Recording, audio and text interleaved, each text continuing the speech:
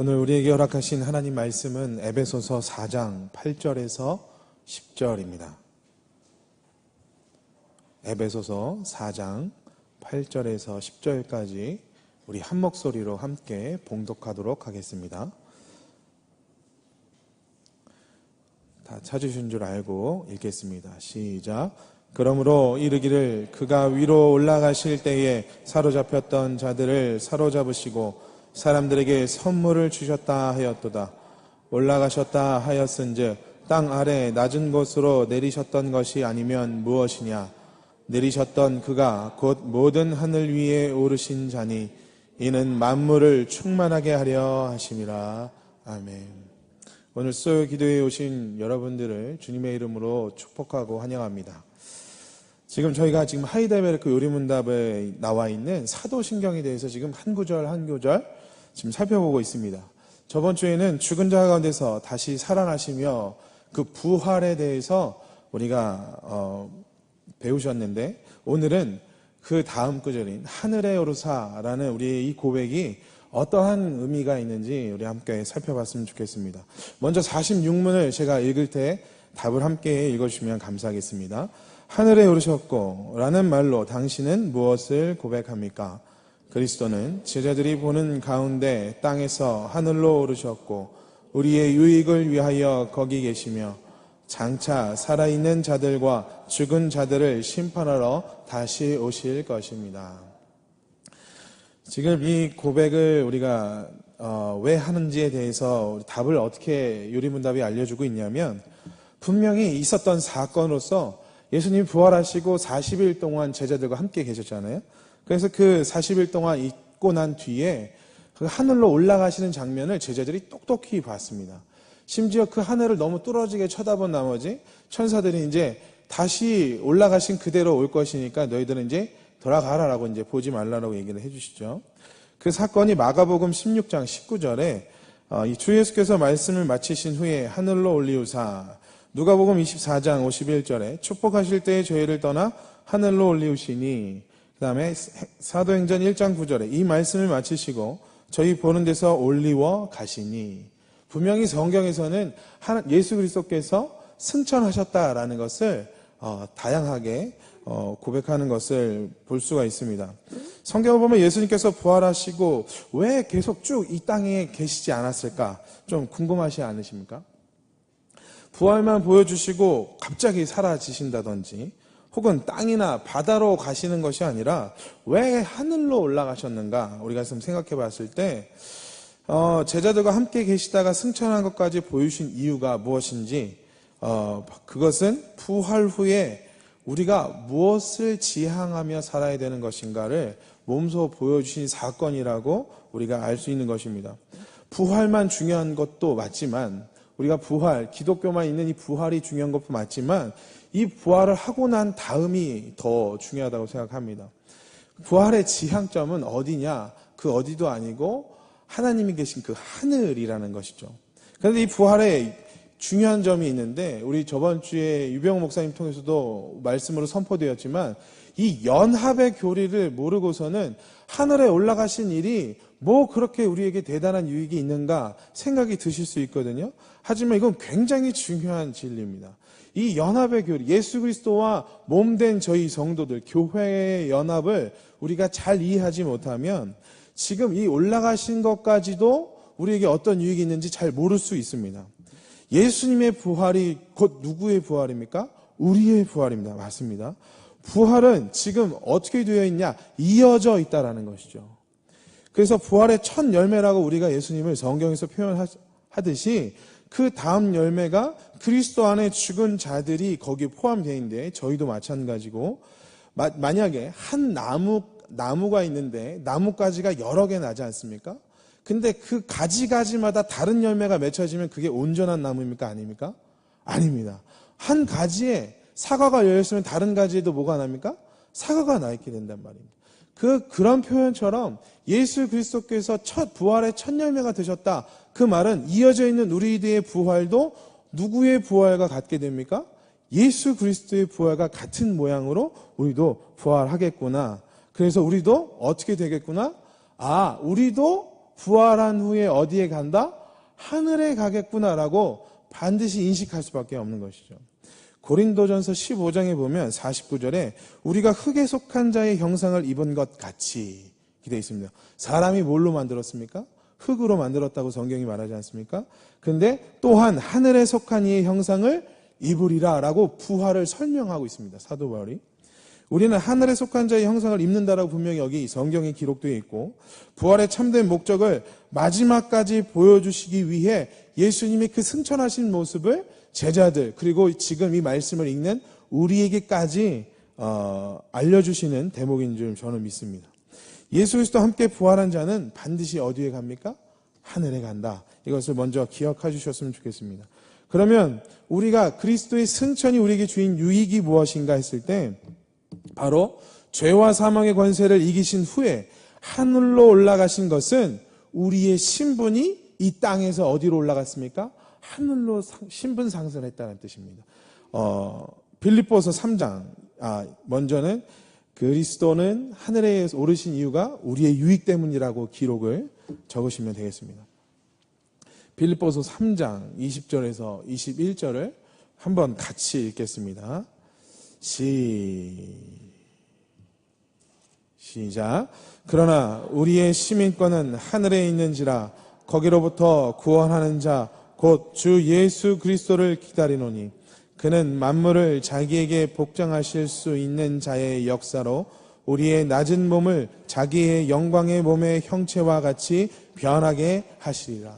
이 부활을 설명하면서 무엇을 얘기하냐면, 우리의 시민권은 지금 여기서 살고 있다고 해서 주민등록증이 있다고 해서 여기 있는가 아니라, 우리는 어디에 있습니까? 시민권이 하늘에 있는 것이다, 이라는 거죠. 우리의 어떤 신분이식은 바뀌게 된 사건을 지금 예수 그리스도께서 승천하신 것으로 지금 설명해 주고 있는 것이죠. 거듭난 성도는 하늘의 시민권자라는 정체성이 주어집니다. 그래서 땅의 모습으로 사는 것이 아니라 하늘의 모습으로 살아야 한다고 성경은 늘 말하고 있습니다. 그래서 서신서에 항상 성도의 삶을, 규범을 말할 때 도덕적 선함을 권하는 구절이 굉장히 많습니다. 사랑해야 되고, 형제를 돌봐야 되고, 나보다 남을 낮게 여겨주고, 이런 것들이 굉장히 많이 적혀 있습니다. 하지만 많은 사람들이 마땅히 하늘의 형상처럼 살아야 함에 오해해서 이 선행을 살아야 된다는 그 목적을 단순히 착하게 살면 하나님께서 알아주시겠지, 내가 착하게 살았으니까, 내가 교회에서 열심히 생활했으니까 하나님께서 그것을 인정해 주시겠지라고 착각했던 신앙의 역사들이 굉장히 많았습니다. 그 잘못된 예가 카톨릭입니다.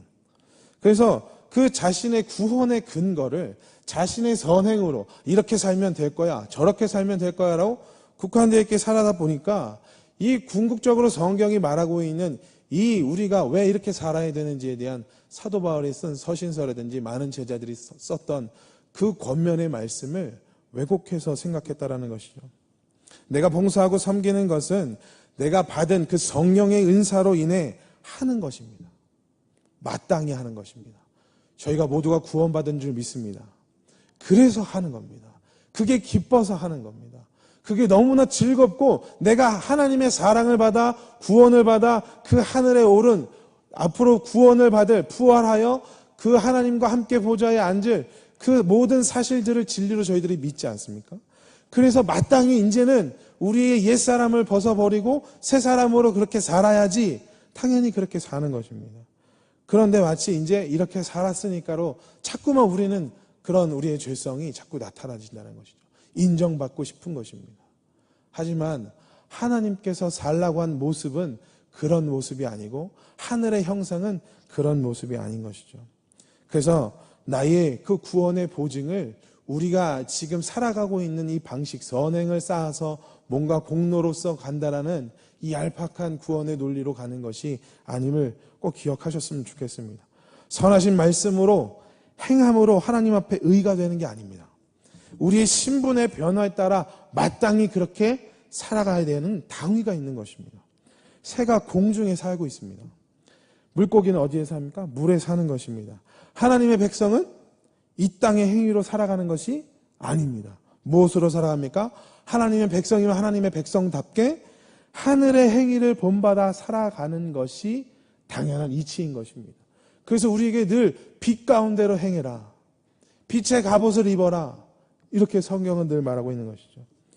그렇다면 예수님께서 그 부활을 우리에게 보여주시고 우리의 지금 제자들 앞에서 그렇게 승천하셨는데, 그러면 우리는 이 부활 신앙을 경험하고 믿고 있는데 곧장 왜 올라가지 않는 것인가? 그런 생각도 하게 됩니다. 왜 예수님을 믿는 즉시 우리는 부활 승천할 수 없는가? 변화사 사건을 기억하시면 됩니다. 예수님께서 미리 이 부활의 모습을 한번 보여주신 적이 있습니다. 변화산에 제자 3명을 데리고 갑니다. 그때 대표적인 인물이 베드로였는데, 부활을 했는데 그때 모세와 엘리야가 예수님과 함께 그 변화된 모습으로 흰 광채의 어떤 모습으로 변화된 것을 성도님이 기억하실 것입니다. 그게 너무나 황홀한 나머지 베드로가 어떻게 했냐면 초막 셋을 질 때 하나는 주를 위하여, 하나는 모세를 위하여, 하나는 엘리야를 위하여 이렇게 얘기합니다. 근데 그게 곧 사라집니다. 그리고 다시 예수님께서는 원래의 그 목적대로 그냥 살아가십니다. 왜 그 부활한 모습을 계속 주구장창 보여주셔서 이러한 모습으로 되는 게 하나님의 나라의 백성의 원래 목적이었다.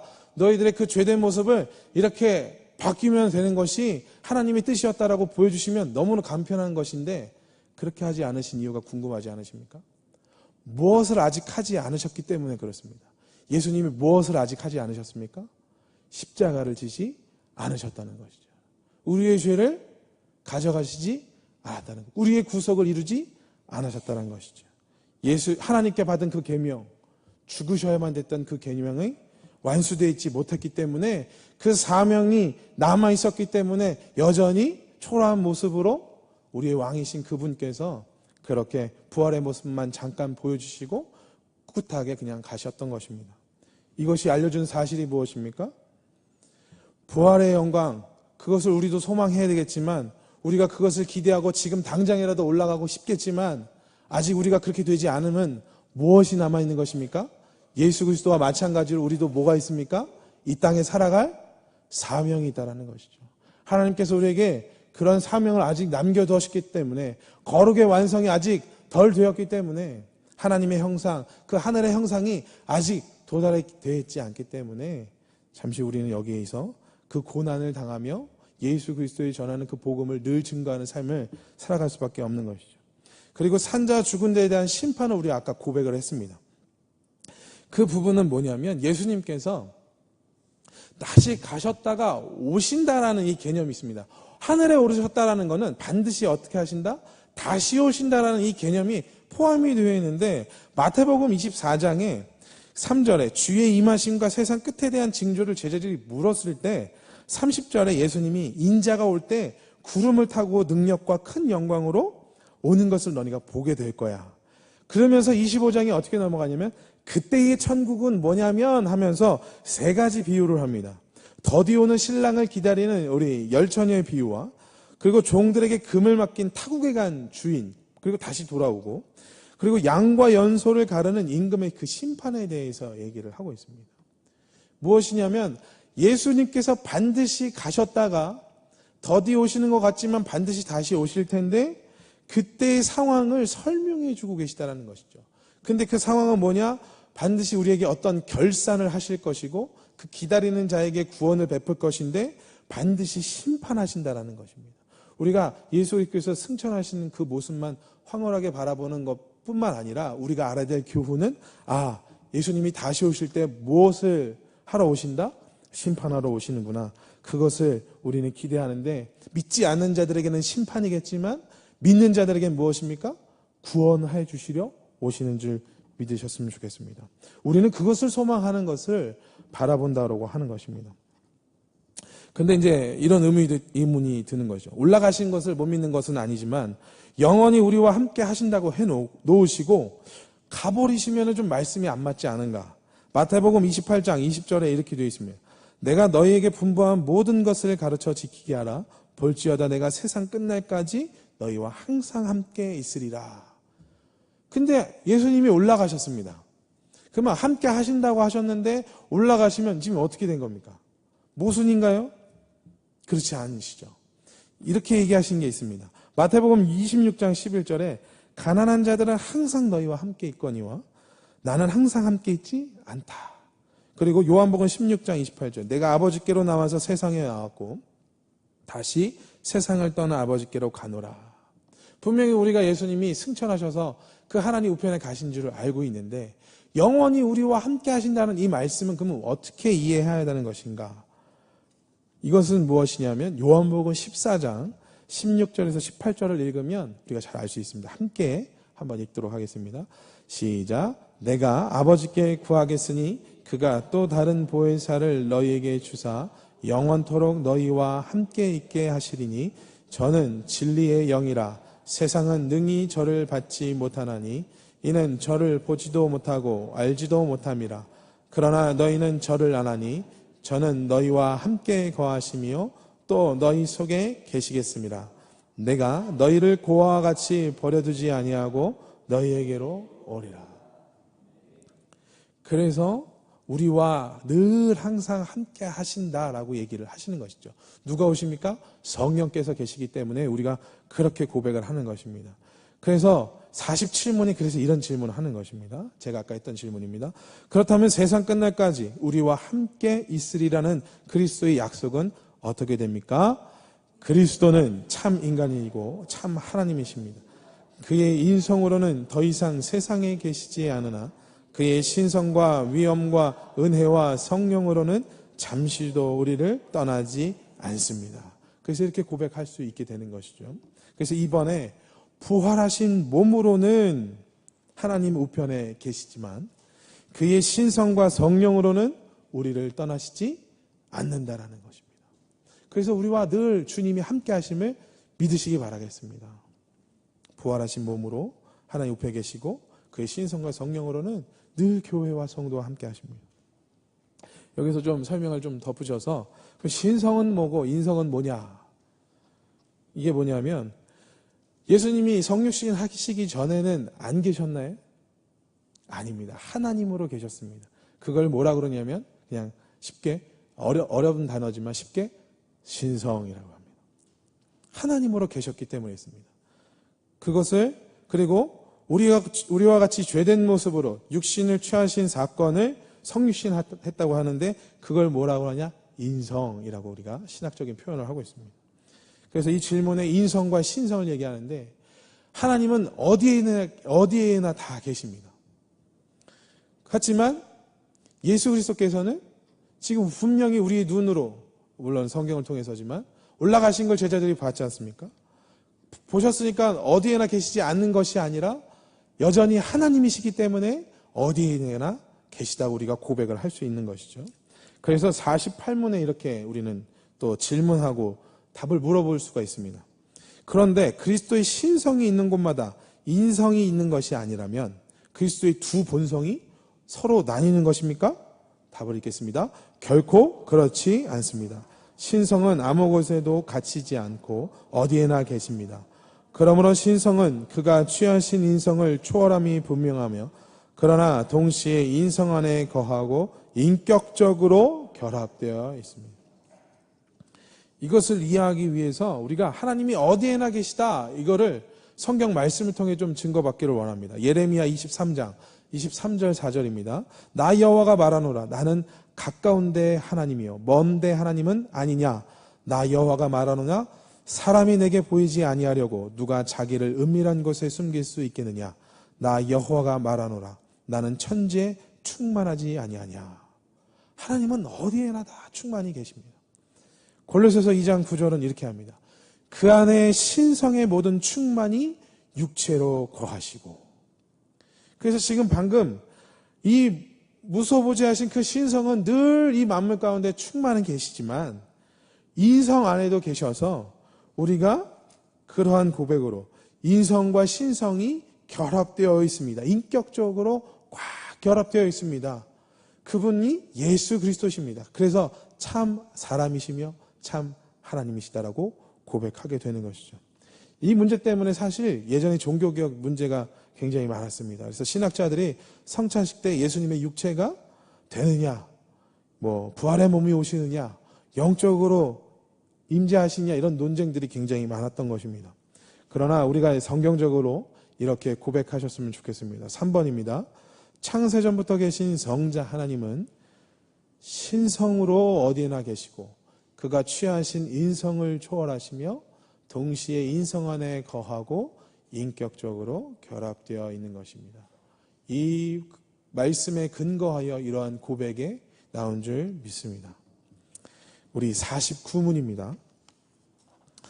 제가 문제 있고요. 답을 해주시면 됩니다. 그리스도께서 하늘에 오르심은 우리에게 어떤 유익을 줍니까? 첫째, 그리스도는 우리의 대언자로서 하늘에서 우리를 위해 그의 아버지 앞에서 간구하십니다. 둘째, 우리의 몸이 그리스도 안에 하늘에 있으며 이것은 머리 되신 그리스도께서 그의 지체인 우리를 그에게로 이끌어 올리실 것에 대한 확실한 보증입니다. 셋째, 그리스도는 그 보증으로 그의 성령을 우리에게 보내시며 우리는 성령의 능력으로 말미암아 그리스도께서 하나님 우편에 앉아 계신 위의 것을 구하고 땅의 것을 구하지 않습니다. 여기서 나오는 대언자는 변호사라고 생각하시면 좋을 것 같습니다. 연약한 사람들을 돌봐주고 그를 위해 변호해 주신다라는 뜻이죠. 우리의 연약함을 누구보다도 잘 아시는 분은 우리와 같은 모습이셨던 예수님밖에 없습니다. 그래서 친히 그렇게 하나님 앞에서 우리를 위해 간구를 하신다는 것이죠. 자격 없는 어떤 사람이, 어떤 분이 그렇게 얘기해 주는 게 아니라 하나님의 의를 만족시켜 주시고 그 십자가를 지시고 부활하신 예수님이라는 사실이 우리한테 큰 위로와 감격이 되는 줄 믿습니다. 완전한 순종으로 하나님의 의를 온전하게 만족시켜 주셨기 때문에 성부 하나님께서 그래서 부활을 시켜주신 것입니다. 이 부활이 왜 중요하냐면 히브리서 7장 25절 이런 구절이 있습니다. 자기를 힘입어 하나님께 나아가는 자들을 온전히 구원하실 수 있으니 이는 그가 항상 살아계셔서 그들을 위하여 간구하심이라. 그 대제사장을 설명하면서 예수 그리스도께서 하나님 우편에서 우리를 위해 늘 간구하시는 것이 우리 앞에 살아있는 부활하신 그 모습으로서 간구하신다는 사실인 것이죠. 왜냐하면 우리도 또한 부활하신 예수 그리스도와 연합이 되어 있기 때문에 우리 또한 죽지 않고 뭐 할 것이기 때문에 그렇습니까? 부활하실 것이기 때문에 그렇습니다. 그런데 우리는 늘 그 죽음, 죄를 가지고 살아가기 때문에 우리의 연약함을 늘 간구하시는 것이죠. 우리를 계속해서 살리시려고 그 구속의 그 적용을 늘 우리에게 이루게 하시려고 우리에게 그런 간구를 친히 대신하여 중보자로서 해주신다는 사실인 것이죠. 예수님께서 십자가의 구약의 제사 제도를 다 완성하신 후에 지금도 성부 하나님 오른편에 앉으셔서 땅에 있는 주님의 백성들을 위하여 기도하신다는 것을 믿으셨으면 좋겠습니다. 지금도 하나님의 어린 양으로 구속의 일을 우리에게 적용해주고 계시는 것이죠. 이게 성경이 말하고 있는 중요한 가르침인 것입니다. 이걸 모르면 역동적인 신앙생활을 하기가 굉장히 힘듭니다. 아, 우리를 위해 대신 간구해주고 계시는 분이 계시구나. 주님은 지금도 우리를 위해 간구하고 계시는, 기도하고 계시는구나. 그것이 저와 여러분들에게 위로가 되셨으면 좋겠습니다. 그리스도께서 하늘에서 우리를 위하여 간구하신 사실을 알 때 우리는 그 주님을 의지하면서 늘 살아가며 나아갈 수 있는 것이죠. 이 승천하셨다는 사실과 의미를 바르게 알면 우리는 이렇게 살아야 한다는 신앙을 갖게 되는 것입니다. 로마서 8장 34절에 누가 정죄하리요? 죽으실 뿐만 아니라 다시 살아나신 이는 그리스도 예수시니 그는 하나님 우편에 계신 자여 우리를 위하여 간구하시는 자시니라. 에베소서 2장 6절에 또 이런 구절이 있습니다. 또 함께 일으키사 그리스도 예수 안에서 함께 하늘에 앉히시니. 지금 성도님들이 어디에 앉아 계십니까? 장의자가 아닙니다. 하늘에 앉아 계십니다. 왜냐하면 누구와 연합되어 있기 때문에 그렇습니까? 머리 되신 예수 그리스도와 몸된 우리가 연합이 되어 있다고 늘 고백하지 않습니까? 그분께서 하늘에 오르셨습니다. 머리가 하늘에 있으면 몸도 언젠가는 따라 올라갈 것이기 때문에 그래서 하늘에 앉히셨다라고 성도를 그렇게 표현하고 있는 것이죠. 좋으시죠? 많이 안 좋으신 거예요. 갑자기 생뚱맞은 소리가 아니라 성경에 있는 표현입니다. 우리가 어떤 면에서 그리스도와 함께 이 하늘에 앉아있는 것도 우리가 말씀을 통해서 봤지만 이 땅에 살아가는 현실도 있습니다. 이 두 가지가 모두 사실입니다. 하지만 우리가 이 세상에 살지만 이것이 우리의 삶의 전부는 아니라는 것이죠. 우리의 시민권이 하늘에 있고 장차 그리스도처럼 영광스러운 부활의 몸을 입고 주님과 함께 그 자리에 앉으실 줄 믿으셨으면 좋겠습니다. 그래서 그리스도께서 하늘에 계시다는 사실이 우리의 미래를 결정한다는 것도 우리는 늘 기쁘게 받으셨으면 좋겠습니다. 고린도후서 1장 22절에 저가 또한 우리에게 인치시고 보증으로 성령을 우리 마음에 주셨느니라. 우리가 하늘에 올라간 사실을 확신시켜 주시는 그 일 가운데 하나가 뭐냐면 예수님이 아버지께 구하여 보혜사를 보내주겠다. 우리 아까 읽었지 않습니까? 성령을 주시는 사건이었습니다. 내가 가야 그를 보내주신다. 내가 가는 것이 너에게 유익하다. 제자들은 예수님이 안 떠나는 게 가장 좋은 건데 부활의 능력을 마음껏 활용하여서 보여주셔서 그 능력으로 이스라엘 나라를 재건하고 독립하여 가장 강대한 나라로 이걸 꿈꾸고 있었는데 갑자기 내가 가야 된다고 얘기하니까 생뚱맞은 겁니다. 내가 부모를 버리고 주님을 쫓았습니다. 베드로가 화를 내지 않습니까? 근데 그게 문제가 아닌 것이죠. 예수님이 오신 목적은 죽은 우리를 살리기 위해 오셨다는 것입니다. 요한복음 6장 63절에 살리는 것은 영이니 육은 무익하니라 이렇게 얘기하지 않습니까? 내가 왜 왔는 줄 알아? 너네 영을 죽은 그것을 살리려고 내가 온 거야. 그래서 너희 그 죄를 내가 짊어지고 가는 거야. 그래서 그걸 누가 해주시냐? 그 사건을 믿는 것을 도와주는 성령께서 오셔서 그걸 우리에게 믿음을 불러주셔야 너와 내가 연합하는 거야. 결합하는 거야. 하나가 되는 거야. 그러니까 내가 가는 게 유익이지. 그래서 설명을 우리에게 말씀을 주시는 것이죠. 그래서 성령의 능력으로 예수를 주로 고백하며 믿음이 생기고 하나님 말씀을 들을 수 있는 귀가 생기고 하나님의 말씀하는 반응하는 신자가 됐다는 사실을 우리는 기억해야 될 것입니다. 우리가 죄가 무엇인지 의가 무엇인지 심판이 무엇인지 성령께서 오셔서 우리가 알게 된 사실 아니겠습니까? 항상 우리와 함께 하시겠다는 그 임마누엘의 하나님의 말씀을 성령을 통해서 이 보증을 통해서 우리는 확인할 수 있다는 것이죠. 그 성령을 받은 자들이 은사대로 교회를 위해서 늘 봉사하고 섬기는 것입니다. 누구는 교사로, 목사로, 누구는 믿음으로, 누구는 섬기는 자로 성령께서 그래서 그것을 하나로 묶어주셔서 몸으로서 하나로 만들어주시는 것입니다. 근데 이렇게 생각할 수 있습니다. 이 땅의 것을 구하지 않는 하늘의 것을 구하는 성령을 받은 교회가 그러면 하늘의 것을 구하는 것이 교회 일을 열심히 하면 하늘의 것을 구하는 것이고 직장 생활하고 공부만 하면 땅의 것을 구하는 것이냐 이렇게 해서 이원론적으로 생각하기 또 빠질 수가 있습니다. 그런데 그런 말씀이 아닙니다. 골로새서 3장을 읽어보시면 이런 의미로서 우리에게 말씀을 해주고 계십니다. 골로새서 3장 1절 2절을 먼저 읽겠습니다. 시작. 그러므로 너희가 그리스도와 함께 다시 살리심을 받았으면 위의 것을 찾아라. 거기는 그리스도께서 하나님 우편에 앉아 계시니라. 위의 것을 생각하고 땅의 것을 생각하지 말라. 하늘에 오르신 우리 예수 그리스도를 늘 생각하며 우리가 하늘의 것을 구해야 되는구나 생각하면서 해야지. 그런데 놓치는 것이 있습니다. 5절을 읽으면 답을 우리가 알 수 있습니다. 함께 읽겠습니다. 시작. 그러므로 땅에 있는 지체를 죽이라. 곧 음란과 부정과 사욕과 악한 정욕과 탐심이니 탐심은 우상 숭배니. 땅의 것을 구하지 말라. 그러면 하늘의 것을 구하는 모습은 어떠한 삶인가? 이런 것들을 죽이는 것이구나. 땅에 속한 지체를 죽이고 가정에서, 학교에서, 직장에서 성령의 능력으로 살아가는 것이 바로 하늘의 것을 사모하는 것이구나. 우린 그런 신앙을 그 세상에 살아가는 것입니다. 그게 빛이요 소금인 우리의 모습인 것이죠. 이것이 예수 그리스도께서 승천하셔서 우리에게 주시는 유익인 것입니다.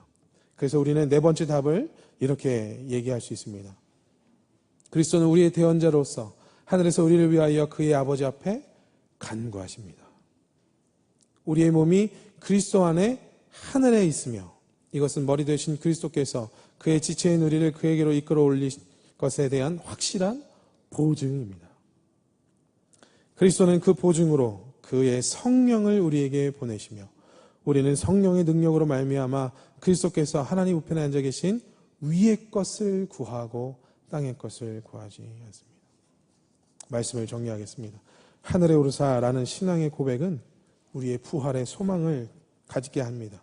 우리가 바라봐야 할 믿음의 시선이 이 땅이 아니라 하늘인 것임을 다시 한번 고백하게 만드는 것이죠.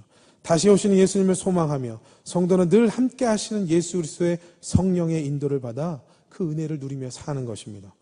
우리에게 주님이 보내신 성령이 함께 하십니다. 성령께서 주시는 믿음의 능력으로 주와 연합하여 우리가 주의 몸이 되며 그런 우리를 주님이 하늘에 앉히시고 연약한 우리를 위해 늘 하나님 앞에서 간구해 주심을 믿으셨으면 좋겠습니다.